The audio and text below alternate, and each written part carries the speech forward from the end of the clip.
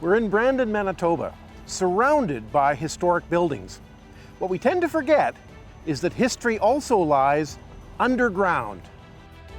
I'm Gordon Goldsborough, past president of the Manitoba Historical Society, radio and newspaper columnist, and author of books on the neglected, the overlooked, the hidden places from Manitoba's past. Join me in this series as we explore back roads to places that tell great stories about how things used to be and how we have ended up where we are today. This is Abandoned Manitoba. Today, the team and I are on the hunt for a forgotten bowling alley in Brandon.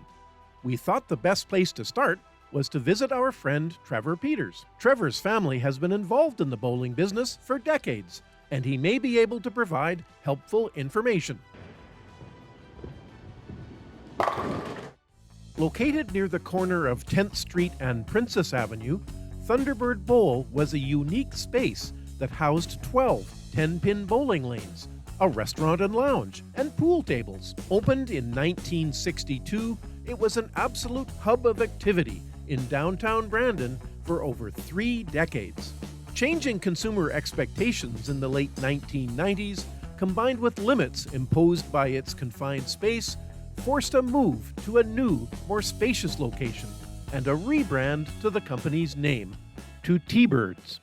Trevor, you've been involved with this operation most of your life, haven't you? Yeah, I started bowling when I was 6 years old, so I'm going back a few years. And early on, Dad had me working at the center downtown, so I've been around a bowling center for a long time. So how did it all get started? The bowling center was built in 1962 by a gentleman by the name of Guy Savoy, him and his family, and Dad worked for him right from opening day, and chugged along for about 10 years, and then him and a group of investors, 2 other fellows, bought it from Guy Savoy, and became their own for another 10 years, and then our family bought out or Dad and Mom bought out the 2 investors around the mid-'80s, and it became family-owned since then. And then, of course, evolution, and Debbie and I bought it from our father, and here we are today. What did it look like inside? I mean, is there any way that maybe you could draw us a little sketch of what the interior might have looked like back then? Yeah, you know what? It was primarily just a big square building. Or basement, I guess you will. The lanes ran this way, which you actually threw the ball east. Okay. And Princess Avenue was to your right, or on lane 16 here. This would have been lane 1. There was the coffee shop, was down this side here, or Salisbury House. Then we took some lanes out, so this became the lounge, and the lanes were still down here, and the concourse was back here, and there were some pool tables over here. So it was a really, really small footprint. It was only 11,000 square feet. So our time at T-Birds is coming to an end, but I couldn't leave without giving it a try.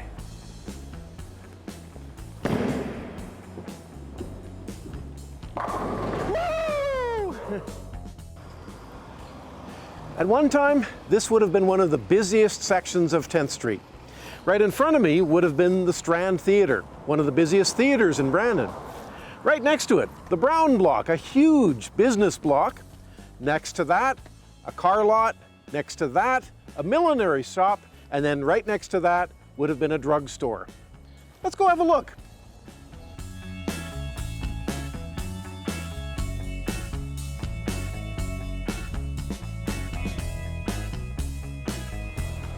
So we're at the intersection of 10th and Princess, looking northeast. And according to this picture, there was at one time a pharmacy right at the corner. All there is there now? A parking lot. I'm on my way to meet up with Pierre Desjardins. Pierre is a building inspector for the city of Brandon, and he's agreed to help us gain access to the former Thunderbird Bowl deep beneath the city streets. Hi, are you Pierre? Yeah, you betcha. Hi, nice Gordon. to meet you. Nice to meet you too. Got her already. Want to head in? Fabulous, let's do it. Watch your step here. Oh yeah, broken glass.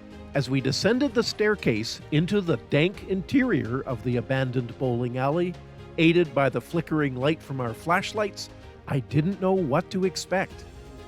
As we reached the bottom, our lights revealed mounds of jumbled cables and equipment. It seemed surreal and, well, frankly, pretty creepy. dark and quiet, except for the kerplunks of water drops as they fell from the ceiling to the flooded floor below. Using the map drawn by Trevor Peters, Pierre and I are trying to understand the layout of the former Thunderbird Bowl. It is very humid, and every metal object down here is rusty. There is at least 6 inches of water in the center of this vast cavernous space, which is punctuated by numerous stout concrete columns that support the roof. Pierre noted that the site had been vacant for over 22 years. Were we the first people to visit it in all that time? So as you came down the stairs, you could, of course, come over here and get your bowling gear, or you could turn to the left and go down sort of a corridor. Okay, Trevor told us that in this area they would have had, say, pool tables and a lounge. What confuses me, though, is that when the bowling alley was first opened, it had 16 lanes. By the time it closed, it had only 12 lanes.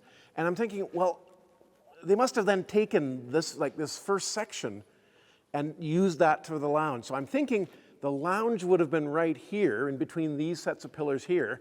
And then from this pillar to the wall, this area is where they would have had the pool tables.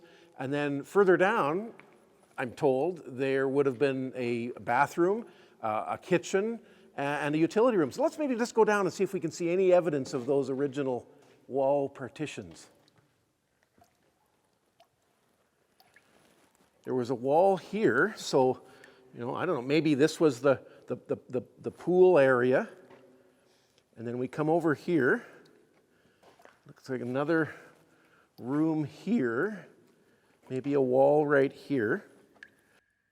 You can see here there were tiles, floor tiles, just plain old, probably asbestos floor tiles. That was sort of the common thing in the 60s. An instrument panel on the wall, and I'm wondering, is it possible this may have been the kitchen? Because then they would have had, well, see, there's the 220 volt service right there would have been for maybe a stove, an oven. So maybe this was where the kitchen was. And then we come over here, and of course you can see the floor tiles, which is what I would expect to see in a bathroom. So, this may be where they had the bathrooms. Pierre and I venture out where the original bowling lanes would have been, and he gives me some insight as to why the site is deteriorating. Spalling or cracks in the concrete, as well as the relentless freeze-thaw cycles over a couple of decades, have taken their toll. The water we are walking in is deep and murky. We will have to step carefully so as not to fall anywhere the concrete has perhaps crumbled away.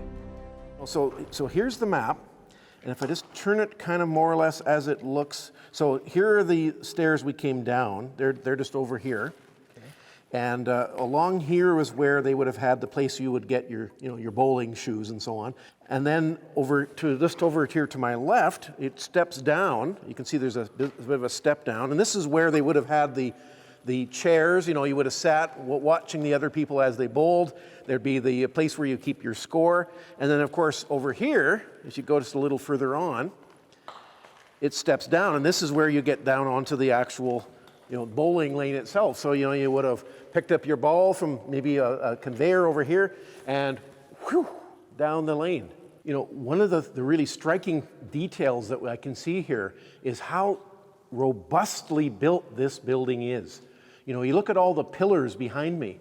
Each of them is huge, and then at the top and at the bottom, they've got a very stout piece of concrete. It was clearly intended to support an awful lot of weight, and you think, why, if it's a one-story building? Well, the answer is it was never intended to be just a one-story building. The original plan was going to be that they were going to have this basement first, then they would build a main level, which would be probably stores of various kinds. And then above that, they were going to have probably office space and so on. Who knows how many floors it was eventually going to be? None of it happened except the basement. But you look at these pillars, and they are just so well built. They were building for the future.